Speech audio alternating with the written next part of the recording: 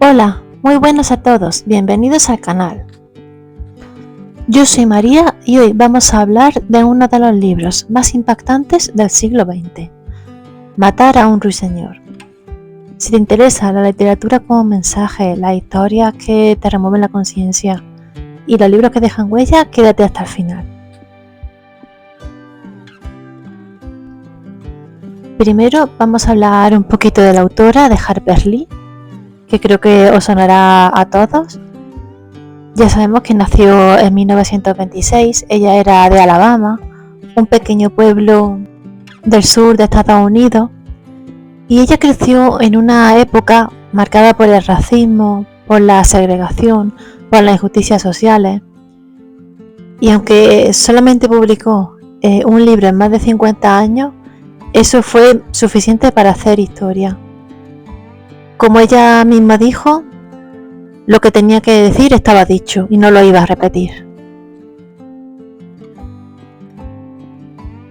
De hecho, con este libro, Matar a un ruiseñor, que se publicó en 1960, ganó el premio Pulitzer. Y aunque siempre fue una mujer reservada, poco amiga de las cámaras, su obra habló y sigue hablando por ella. La historia está contada desde el punto de vista de Scout Finch, una niña que vive en Macomb, en Alabama, durante la Gran Depresión. Su padre, Atticus Finch, es abogado y es designado para defender a un hombre, Tom Robinson. Este era un hombre negro acusado injustamente de violación. Ya hemos dicho que estamos hablando de la época de la Gran Depresión, donde había bastante racismo, y allí por Alabama. Así que con esto ya nos podemos ir haciendo un poquito una idea de algunas cosas que nos vamos a encontrar en el libro.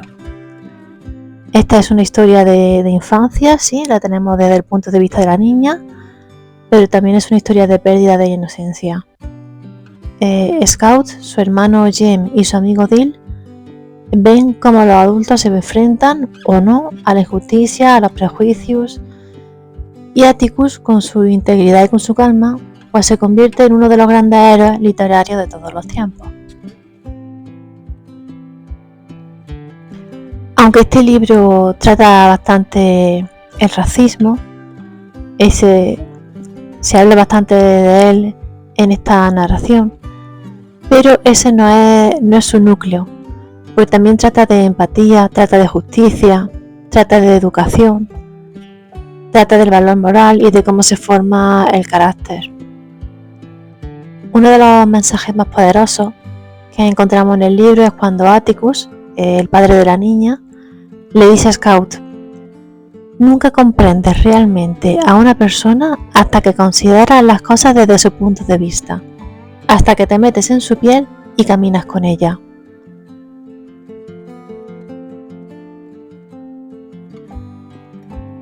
Esto refleja el típico dicho de que para conocer a alguien tienes que meterte en sus zapatos.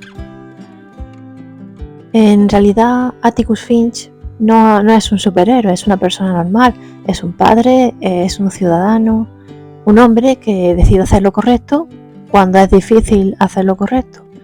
Y por eso se considera, para mí es uno de los mejores personajes de la literatura que se ha escrito, por lo menos en la Edad Moderna.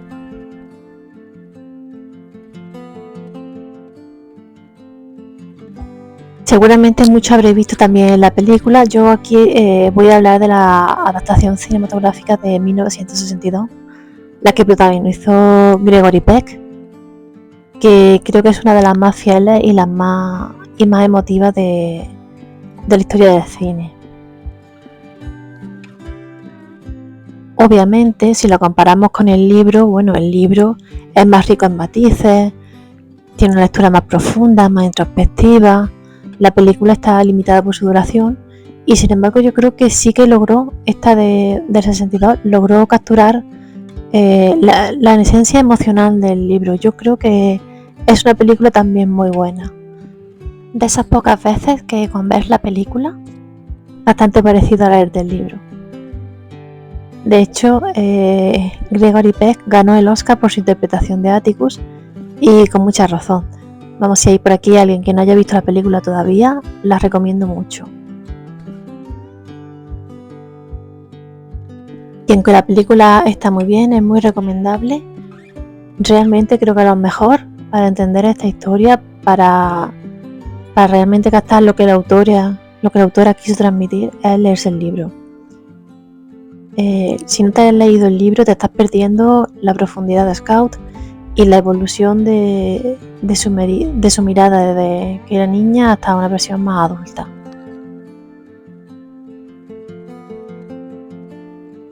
Como datos curiosos, Harper Lee era amiga de Truman Capote.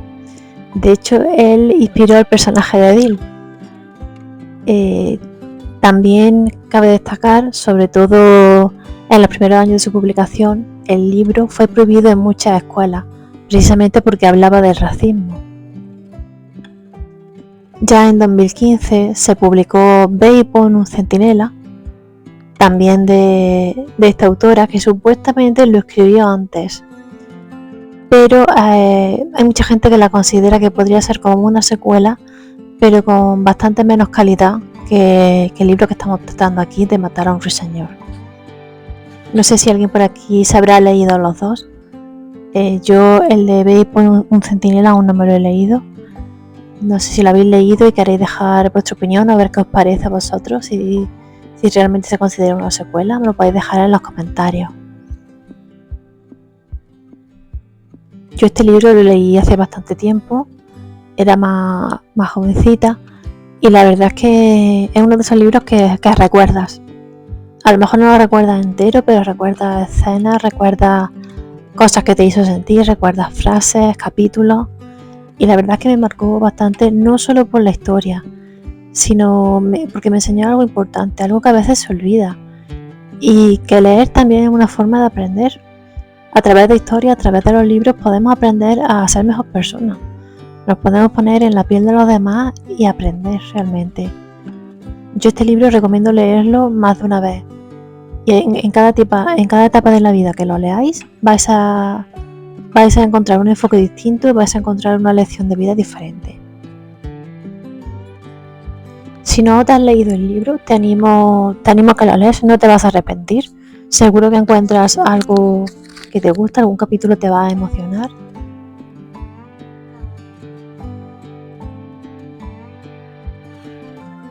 Ya sabes que en este canal hablamos de libros que nos hacen pensar, que nos hacen sentir, que nos hacen crecer.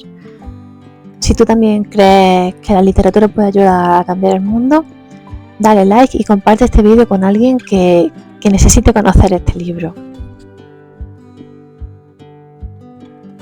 Gracias por estar aquí y recuerda, nunca subestimes el poder de una buena historia. Nos vemos en el próximo vídeo.